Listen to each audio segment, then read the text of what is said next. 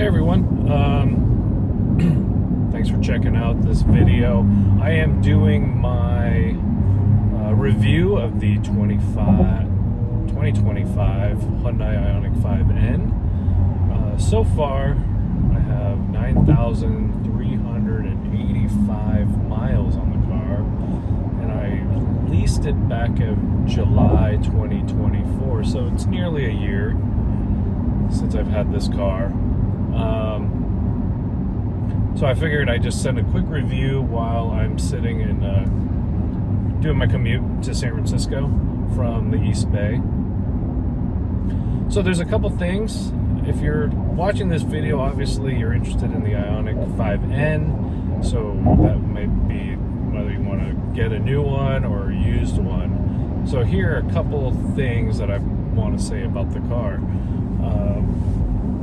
There are a lot of positives to this car. One of the things that I love is the looks of this car. It reminds me a lot of the Golf GTI or the Rabbit GTI, just a lot bigger version of it. It's about the size interior-wise of, say, a RAV4 or even some of the mid-size SUVs, like gas-powered SUVs. It's got a lot of space in the back for car seats. I've got twin boys, and I could put both the full-size car seats in the back, and they are very comfortable, and there's still a lot of legroom for them, so they're not kicking the back of the seats all the time, at least not when they're not intentionally doing it.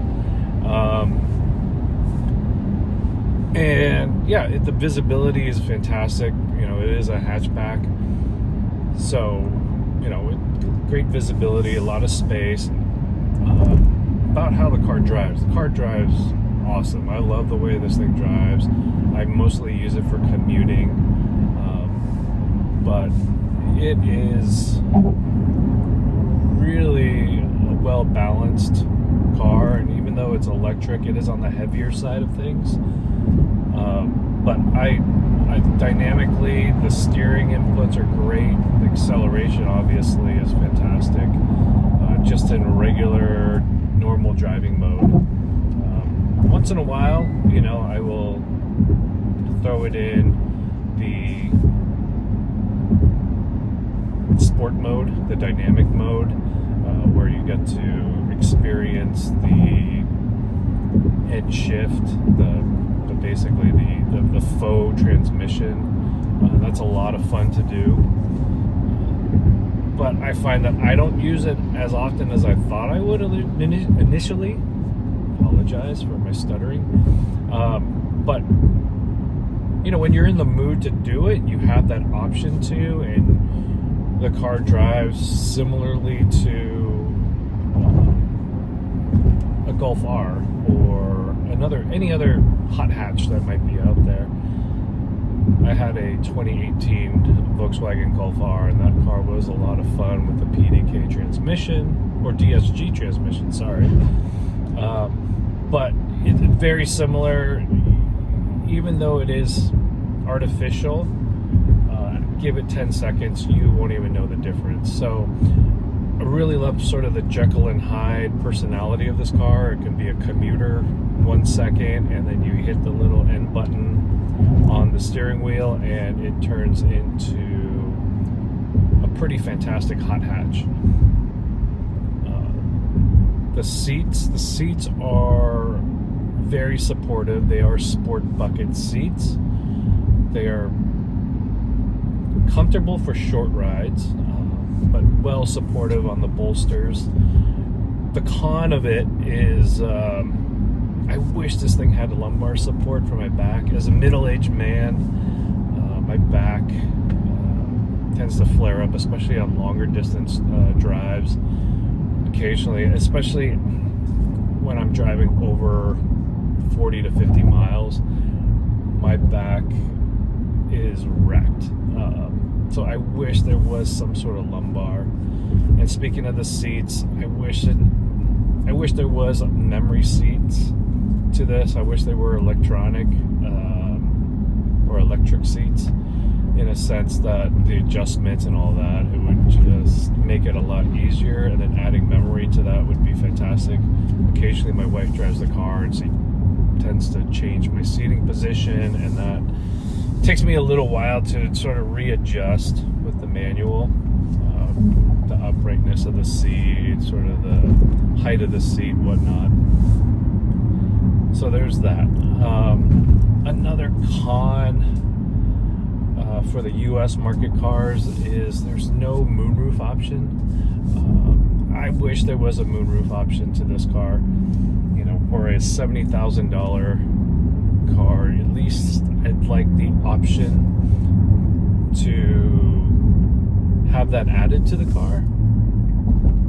It would be it would just give the car sort of a more luxurious feel, give it a lot more natural light to it, and the interior. So there's that. I know in the European market they do offer that, which is, I think, really cool. I've seen some of the videos on YouTube here where they do have it, and it just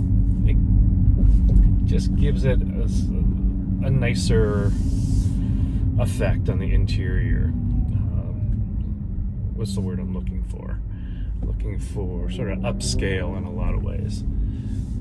So I've just entered the city, so I'm gonna be, you know, kind of scatterbrained a little bit as I focus here on driving.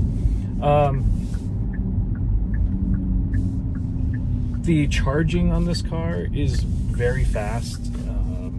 Usually from about 30% to 100%. It takes about 5 hours, so I charge it up at home. Very easy, and I set the schedule, so I'm charging at midnight, where my electricity bill will be a little bit less, and it takes about 5 hours. The great thing, though, too, about how quickly this charges, now you can use the Next charger, basically Tesla superchargers on this car. So Hyundai did send me an adapter for that, and I've used it a couple times. I'm not a big Tesla guy, I'm going to admit, but that's more for personal reasons. But the fact that my options on charging stations has doubled, it makes it easier, especially here in California, to find places to charge the car pretty quick. I'll drive between the Bay Area and Reno, and usually require a top up of electricity before I get into Reno, and there's a plethora of options between here and there. So that's really great. And honestly, from 30% to 100%, it takes about 40 minutes to charge. So I time it out where I'm able to grab lunch, and you know, I don't have to do fast food. I'll get a nice diner or sit down restaurant, charge up the car while I'm eating, and by the time I'm done paying the bill, the car's fully charged, ready to go. More in terms of the driving feel of this car, I'm super impressed by Hyundai's quality. You know, I've had the car for nearly a year, and there are no squeaks and rattles to this car. It is a very quiet cabin.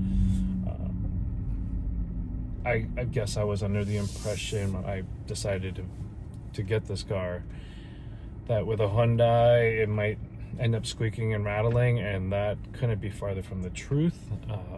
This car is really well built. The quality of everything is very good. I mean, some of the materials they use feel cheap, without question, but overall there's no squeaks and rattles to it. I've had zero issues with the car itself, other than the couple recalls that it's had, but that was more software related, and I think that's well publicized in terms of what that was. But you know, I took the car to the dealership yesterday, got that resolved, and it took them 2 hours along with a scheduled maintenance. The one thing that's weird is the maintenance. I'm going to bring that up. In California, for some reason, Hyundai wants the car serviced every 4,000 miles.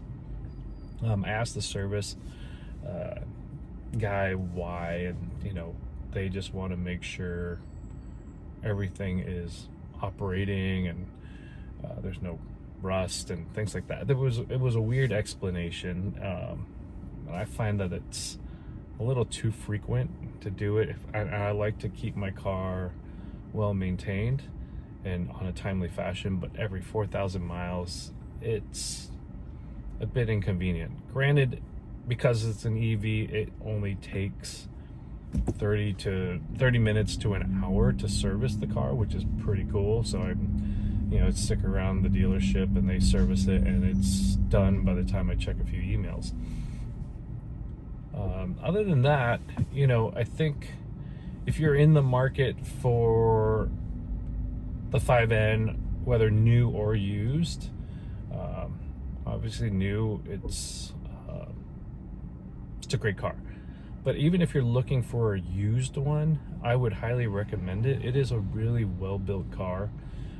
Again, I've had this thing for nearly a year and I've had zero issues with it.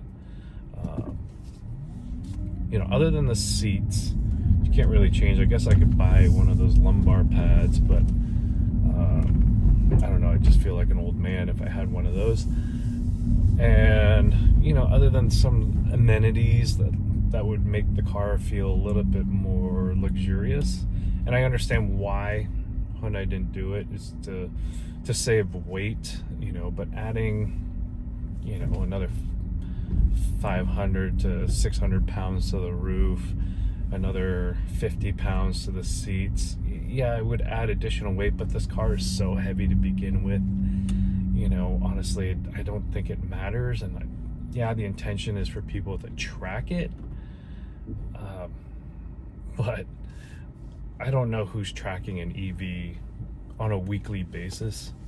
There could be a few folks, but I think that if Hyundai gave us the option, I might track this car once or twice a year, but I think I'd rather spend a little bit more for those options, just to have a little bit more of an upscale feel to this car. A con to this car, I would say, is the tire wear. I've had the car now 11 months and I'm down to 5/32 on these tires, and I'm dreading looking up how much these tires cost. These are the stock OEM tires that the car comes with, but yeah, so I just know it's going to be pretty pricey. I'm sure it's going to be in the $300 per tire range for this thing. So yeah, there's that. And I've only been using it for commuting. I've never tracked the car yet. I mean, I've had some spirited launches to test out sort of the N mode system, but yeah, the tire wear is pretty heavy on this car, and that's a combination of the car just being heavy and just the nature of it. So all in all, my nearly 1 year review, I would rate this car a solid 8.5 out of 10. Been very happy with it.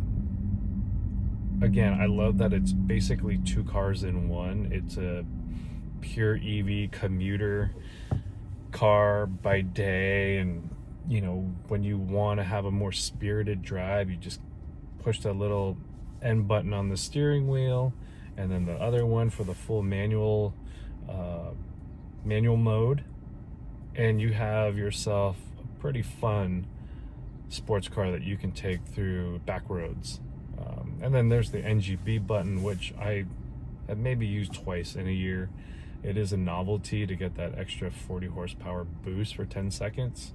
But I'm not using it that often. It's already pretty quick off the line, and when you put it in the sport mode, it is responsive.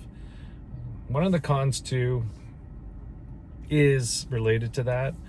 I find I get a lot of people pulling up next to me wanting to race. Although this car is very subtle in its looks, if you know what it is when you see it, if you know what you're looking for, but other than that, it kind of blends in with every other Ioniq 5. I got the white exterior, but there are those who know their cars, and It's guys in M2s and M3s and Golf Rs and Civic Rs and you name it. Anything that's been souped up, these guys always want to race. And it's, you know, maybe 15 years ago when I was a lot younger, I would have taken it up on that. But it's not quite my jam. So I get a lot of people soliciting races with me. But the cool thing about this car and in the Bay Area is that it's pretty rare, which is surprising. I know Hyundai doesn't make a lot of them, but it's not like they're a limited production run vehicle. I think in the last 11 months, I've seen 2 of them in the streets. Saw one in the streets of San Francisco, and I saw another one on the freeway. But it's a rare car, considering. Whether that's because there's just not a lot of them, or they're just not, no one wants to spend 70 grand on a Hyundai, because that's kind of how I was feeling initially when I was shopping around for cars. I never thought I'd spend that kind of money on a Hyundai before. But yeah, I think overall you're gonna be very happy with the car. It's a lot of fun. It's pretty efficient. I average about 2.9 kilowatt hours per mile. And that's just regular commuting. That's not driving too fast. Let's see, I just charged up the car, and so I did my commute here on the Bay Bridge. I got about 3.6 miles per kilowatt hour. So it's not too bad. Sorry, I said 2.9 kilowatt hours per mile. It's 2.9 miles per kilowatt hour. So, correction there. So it's equivalent to probably like 60 to 70 miles per gallon, which is pretty awesome. So anyways, I really appreciate you guys watching this video. If you have any questions or comments, please leave them down in the comment section. I will be more than happy to answer any questions you might have. And please subscribe. I will try to post some additional videos about this car. I got 2 more years left on the lease of this thing. And yeah, no, if you guys, again, have any questions or comments, please feel free to leave them down in the comment section, and I will reply. And thanks again for checking out this video. Hit subscribe again, like it, love it, and yeah, keep you posted on how this car is, if there's any issues in the future. Thanks again for checking this out. Bye.